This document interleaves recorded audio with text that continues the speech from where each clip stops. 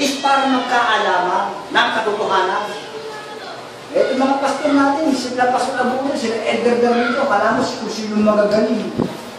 Mas magaling pa nga yung ano eh. Mas magaling. Sinasabing mga hulog eh. Noong una, sinasabi nila sila Pastor Arudi, sila Pastor Ortega, Pastor Medina, mga hulog.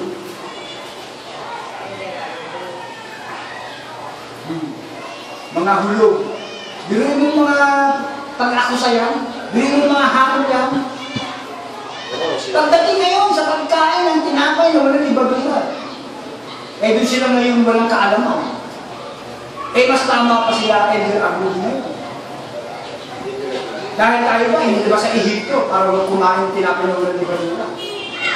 Tayo ba yung pinagsasabihan doon? Kung paano hindi tayo pinagsabihan na magkakain ng tinapay na may ibabura, ganun din yung isang pumutos, hindi rin sa atin sinabi yun. Sa kanila dahil Moses lang pinagtibay yun. Diba? Ganyan lang ang sentido ko mundo. Ganyan lang ang tinatawag na common sense. Sila na tahan magburay-buray doon sa mga binigay natin. At mas maganda pa kung masusundan pa yan. Masusundan. Pag nasundan, yung turuan na yan hanggang sa magkaisa ngayon ng pananampalataya. Ibig sabihin, magkakaisa ngayon doon sa tunay na aral. Hindi maghahatulan. Anong gawa nila Pastor Abudo? La Edgar Darito. Hanggang walang kautusan, walang dalaw. Hindi yun. Pinagmalaki pa. Hanggang walang kautusan. Yan yung pagmamapuri. Hindi lang pagmamapuri. Bagay ng tao yun, no? Eh, ang bagay ng Diyos, eh, sa mga ganyan bagay, walang kautusan. Kasi mapuri pa rin ang kautusan sa Kristo. Pagka ito, pagkabagay ng tao, iniisip mo, ano sinabi sa ni Kristo? Lumugay ka sa likod ko, Satanas. Bigay mo? Sino ngayon, Satanas? Hindi tayong walang kautusan na sinasabi natin daw na tayo kay Satanas. Yan yung mga bagay ng Diyos. Kailangan, pag ikaw sa Espiritu ka, sinisiyasat mo ang lahat ng mga bagay. Dahil kasi ang sanglibutan, nahahabay. Doon nakahabay sa mga gawang masasama. Ano yung mga gawang masasama na yun? Yung doctrination na tinatawag. Kanya-kanyang doctrination. Pagdating ngayon sa ibang salita ng Diyos, kukontrahin mo. Eh, hindi yung doktrina yun eh. Tabo, yung kapangyarihan ng kasalanan, is kautusan. Hindi mo, naging kapangyarihan pa ng Diyos kayo, yung kautusan. Eh, hindi nila alam yun eh. Diba? Di nga, hindi alam na nila. Bakit? Eh, sinabi mo eh. Diba? Hindi na tuturuan. Hindi yung hahatol ka. O, kita mo, makikita mo rin talagang tunay na tao. O, yung sinabi ni Evangelista na, Pastor, hindi po kapangyarihan ng Diyos ang kautusan. Ang kapangyarihan po ng Diyos ay si Kristo. Pero mo, ano nag-reaction ni Pastor doon? Nag-reaction ng mga tao, pag-reaction. Makikita mo naman yung tumatanggap eh. O kasi binasa si Evangelista. O siyempre, ito eh, binasa mo. Makikita mo naman yung reaksyon ng tumatanggap at hindi eh. Malugod pa rin, masaya pa rin yung mukha. Nung kami paalis eh, talagang hinatid pa kami. Walang samaan ng lupa, katotohanan na pinag-uusapan eh. Kanya ng mga tao. Oh. Ayun mga, ibig sabihin tumatanggap ng totoo ng katotohanan. Ayun, ng pastor pa natin na sa Pastor Abudo, tumatanggap pa yun. Si Edgar Darito, tumatanggap pa. Oh. Hindi na nga tayo hinarap ng gabi na yun eh. Di ba? Umakyat na sa taas. Kaya pag nagsasalita tayo, o gano'n. Oo. May papadyak-padyak na. Tao ba yun? Hindi niya matanggap. Kaya kung degradean mo, yung pagiging Jerusalem Church of God nila Pastor Ortega at nila Pastor Abudo, at nila Edgar Garnito, ang grade nila ng kinikilala nating namumuno noon. Ang grade nila Pastor Agudo, grade nila Edgar Garnito, 0. Ang grade nila Pastor Ortega, kahit hindi natin nakita si Edgar Arroyo yun eh. Tiyak, ganun din yun eh, kasi makikita mo yun, sinupkuhan din eh. Ganun din ang pagkatao mo. Pero kung walang hiya yung pinakita sa atin, eh ganun din si Edgar Arroyo. Eh maganda naman ang pinakita sa atin. Eh tiyak, baka mas magaling pa nga yung, mas mababa pa rin yun. Ganun lang yun. Eh ugali ni Pastor Agudo, makatao ba yun?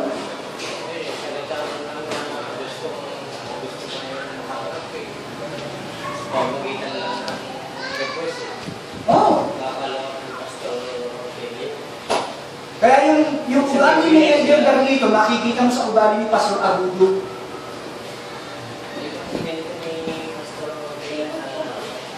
Oh. Kung ano ang ugali ni Pastor Agudo, mas masahol pa si Edgar Garnito. Kung gaano kababa ang nakita mo ngayon kapag katao ni Pastor Ortega, eh natural, siguro, mas mababa pa ang kalooban mo. Eh yun ang natutunan ni Pastor Ortega eh, yun ang elder eh. Kung ano natutunan mo sa elder mo, ganun ka. Diba? Kung ano yung turo ng elder mo, ganun ka rin. Siyempre. Kita mo yung pagtanggap sa amin ni Pastor Ortega. Mainit. Kamantalang nun lang kami nagkaharap-harap ng mga yung mga anak niya, mga mainit sa pagtanggap sa amin. Masaya pa. Paano yung sinabi nila kay Elder Garnito dito, nandito siya eh. Mainit sa tala. Ayaw nila ng mainit pala. Pero tayo, Hindi, kasi yung mainit naman na yung sinasabi, ibang klaseng init yung galit. Yung mainit na pagtanggap sa atin is yung pusok ng dibdib na pagtanggap ng ibig. Init ng pag-ibig yung pagtanggap sa amin dun eh. Etong yung init nila Pastor Agudo at ni Edgar Garnito, init ng galit yung sa kanila. Kita mo galit yung pinaiiran, no? ano yung bagay ng tao yun. Yan, bagay ng tao. Pagkabagay ng tao, ang sinabi ni Kristo, saan pinalalagay? Sa likod. Sino? Satanas. Yun. Pagkabagay ng tao, Satanas. Sabay mo yung one dish ko nung Ang? sa mga kasama yun. Oo. Nagugal siya taas. Sinagoga ng Satanas, mga Hudyo. Ang bagay ng Diyos, kinulong lahat sa kasubayan. Pag kinulong sa kasubayan, para makapanagana ang kasalanan. Para magkasala ka, ibig sabihin. Bakit gano'n? Bakit mo gusto yun eh? Diyos yun eh. Pero ang bagay ng tao, sumunod sa utos. Pag-ibig sa Diyos yun eh. Hindi pala magsunod mo sa sakong utos wala kang gagawin, mabuti ka na, hindi pala yun. Hindi yun! Yan ang pagkaunawa nila eh. Kasi dalawang utos na magkaiba yan eh. Yung utos na magkaiba, yung gumagawa ng galit, Kailangan sumayin mo pala. At saka yung gumagawa sa kanya ng pag-ibig. yan.